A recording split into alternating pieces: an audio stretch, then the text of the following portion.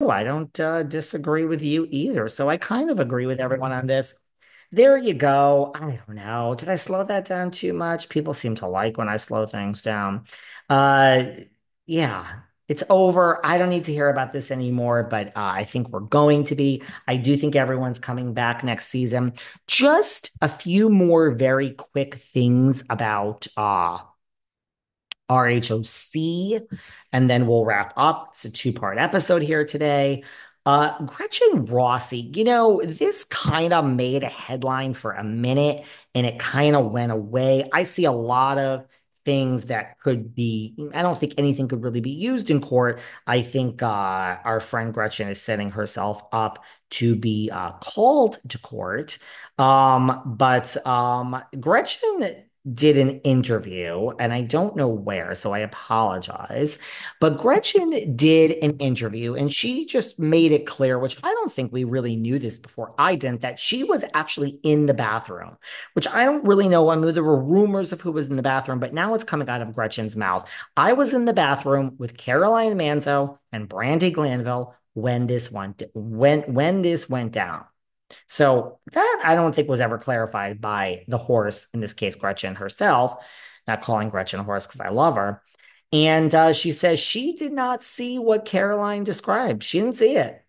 And the cast and production were confused by the allegations of Miss Manzo. Now, here's the thing about Gretchen. She was on this podcast. I find her very, very authentic. I think you ask her a question, she gives you a real answer. I don't think she's angling to stay in, with production. I don't think she's kissing ass. So I believe that this is authentic and she didn't see it. And she you know, you know, I think she says she didn't see it. So in that her and the cast and production were confused. Now I know Phaedra has said this.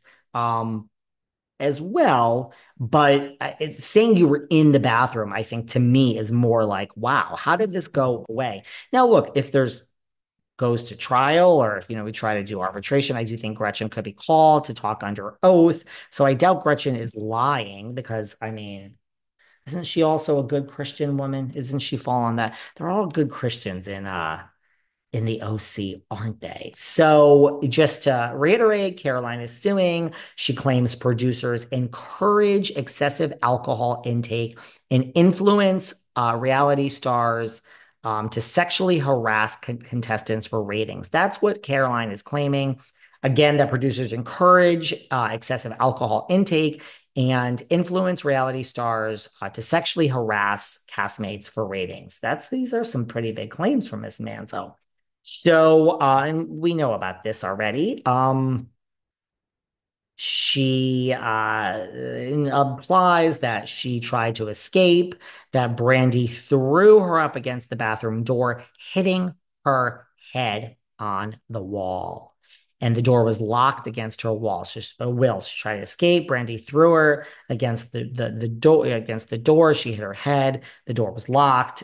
Gretchen says, and then this is where we get into some things that, look, this is how a trial works. The prosecution will call Gretchen as a witness, and then the defense is going to try to poke holes in Gretchen as a witness. We have to make Gretchen an unreliable witness. So Gretchen now does say that, and none of this is under oath. I'm just seeing how this could go.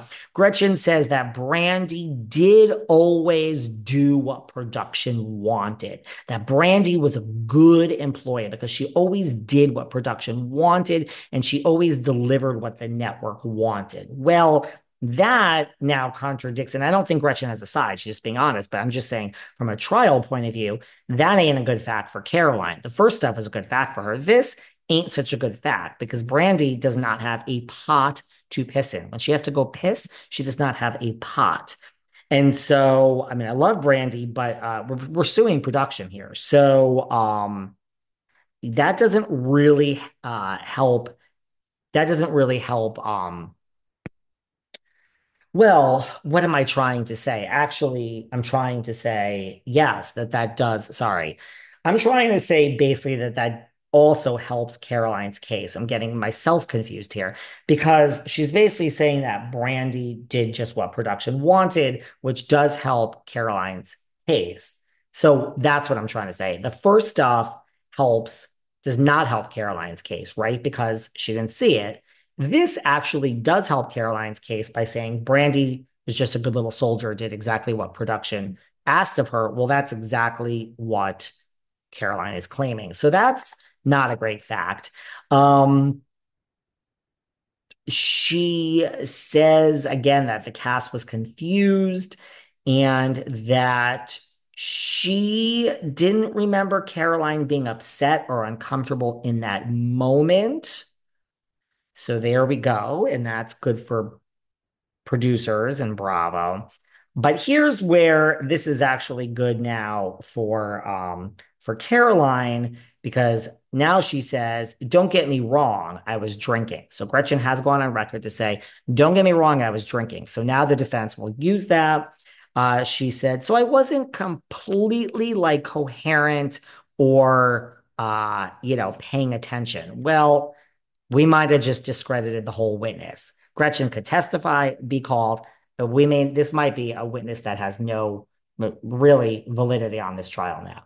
Because to say I was drinking and I wasn't completely coherent or paying attention, I think there you go. Use that defense, discredit her as a witness. Miss Manzo's back on track to get what she wants. Gretchen says she wasn't paying attention to every detail that was happening. It was weird, and that whatever supposedly happened, she doesn't remember it happening like that. And then she says it was worse. This also helps Caroline's case. She said it was way worse outside of the bathroom in the living room because Brandi was kissing her and kissing her, and that it was, that was what was really bad is what was happening in the living room. But then she says it couldn't have been that bad in the living room because production would have stepped in if it was really that bad, right? Or we as a cast would have stopped it. Really? You would have stopped it? You just said you were drinking. So I see some holes in Miss I see some holes I see some holes in Miss Gretchen's statement. So I don't know if she could be used at all, but I find this interesting, that this kind of came and made a headline from some interview she did, and then it kind of passed. Uh, so that's it. That's all I wanted to bring up. It's a good season. Pedantry on just went psychotic on Tamra and yelled.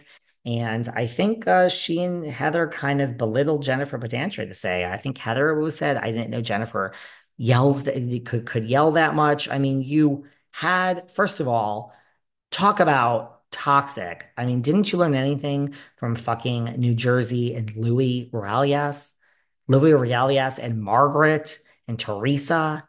I mean, so now Tamra, the rat that scurries, is having Ryan investigated. And of course, Pedantry goes psychotic. Look, there's good news, Jennifer Pedantry. This is giving you like you're coming back. I think Jennifer Pedantry had a great season. I think she's a great housewife. I think everybody is coming back. I hate to break it to you. I think Alexis is coming back. I know you guys hate her. I think everyone's coming back. I think Alexis, think about what a friend of does. Alexis did more as a friend of, and yeah, you could say it was all related to Shannon, but not really. She's getting married now to John, and I mean, she's known Heather forever. She has history with Tamra. Picture Alexis as a friend.